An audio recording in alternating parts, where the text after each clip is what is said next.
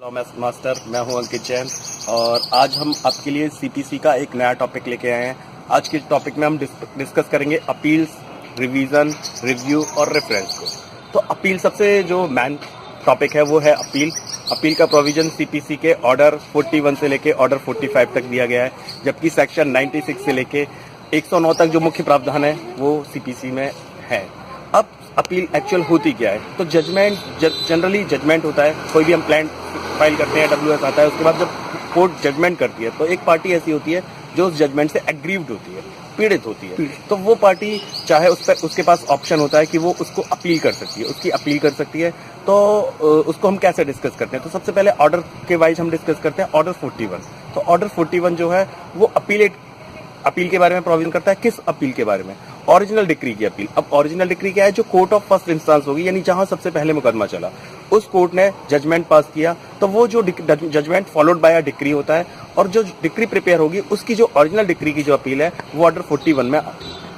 कभी कभी ऐसा होता है हम अपीलेट कोर्ट गए, लोअर कोर्ट की अपील जनरली डिस्ट्रिक्ट जज में होती है, और डिस्ट्रिक्ट जज के यहाँ जो जजमेंट हुआ उसकी भी एक अपील प्रिपेयर होती है, उसे बोलते हैं अपीलेट डिक्री।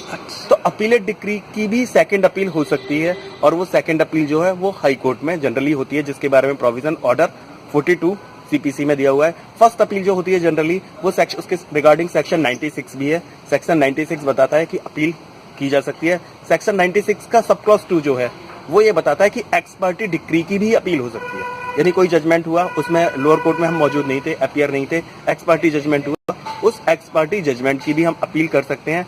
और लेकिन एक्स पार्टी जजमेंट के समय हमें 2 ऑप्शन एक्सरसाइज होते हैं। एक तो हम उसकी अपील कर सकते हैं, सेकंड ऑप्शन जो है वो उसको हम सेटिसाइड भी करा सकते हैं। ऑर्डर 9 रूल 13 में हम उसको उस ऑर्डर को सेटिसाइड भी करा सकते हैं। लेकिन इसमें 96 का सब क्लॉज 3 बड़ा इंपॉर्टेंट है कि कोई भी कंसेंटेड डिग्री होगी। कंसेंट क्या हुआ कि कंप्रोमाइज। सपोज करिए प्लेंटिफ और डिफेंडेंट कंसेंट दे देते हैं कि इस तरह की डिग्री पास कर दी जाए, कंसेंटेड डिग्री से जनरली कोई अपील नहीं होती। लेकिन उसके रिगार्डिंग भी सुप्रीम कोर्ट और वेरियस हाई कोर्ट्स के व्यूज हैं कि अगर ये प्रूव कर दिया जाता है कि कंसेंट किसी पार्टी की फ्रॉड या किसी फोर्सफुली ली है, तो उस कंसेंटेड डिग्री से भी अपील हो सकती है। सेकेंडली ऑर्डर 42 है अपीलेट डिग्री की अपील। तो अपीलेट डिग्री की अपील जनरली सेकंड अपील जो होती है, तो सेकंड अपील के रिगार्डिंग जो प्रोविजन है वो सेक्शन 100 में दिया। तो सेक्शन 100 और ऑर्डर 42। लेकिन सेकंड अपील के रिगार्डिंग जब भी अपील करनी होगी तो एज अ राइट नहीं होती, वो तभी होती है जब कोई substantial question of law involve हो। अगर कोई substantial question of law involve नहीं है तो वो सेकंड अपील नहीं हो सकती।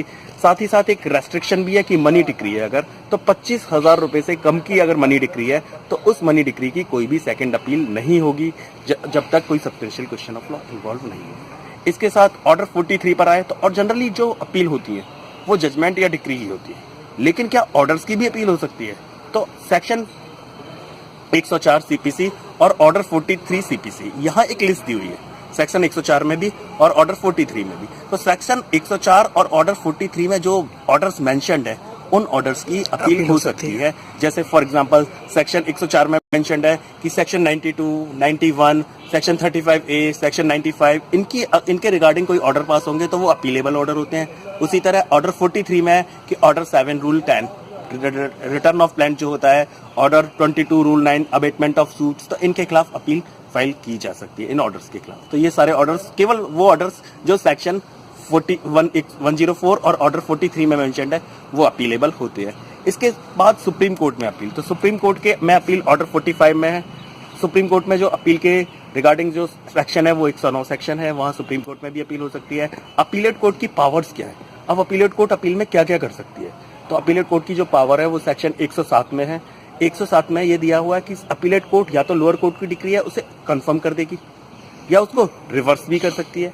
लेकिन अपील कोर्ट कुछ और भी कर सकती है। जैसे सिविल में वो नया इशू फ्रेम करती है, सिविल में इश्यूज फ्रेम होते हैं, वो नया इशू फ्रेम करने के बाद उस पर्टिकुलर पॉइंट पर ट्रायल करने के लिए लोअर कोर्ट को भेज सकती है, या पूरा केस ही वापस से रिमांड भी कर सकती है। अपीलेट कोर्ट ये कह रही है कि हमें उसको लग रहा है कि कुछ इरेगुलरिटी हुई है जजमेंट पर, लोअर कोर्ट ने किसी पर्टिकुलर पॉइंट पर ध्यान नहीं दिया है, तो पूरे केस को रिमांड कर सकती है और रिमांड में डायरेक्शन देगी कि इस पॉइंट को इस तरीके से डिटरमाइन कीजिए, और वो केस रिमांड होता है। तो ये सारी अपीलेट कोर्ट की जो पावर्स हैं वो सेक्शन 107 में मेंशन्ड है। इसके अलावा ऑर्डर 44 और ऑर्डर 45, ऑर्डर 45 सुप्रीम कोर्ट में अपील के रिगार्डिंग है जो सेक्शन 109 में भी है। ऑर्डर 44 है appeal by indigent person. Indigent person means निर्धन व्यक्ति।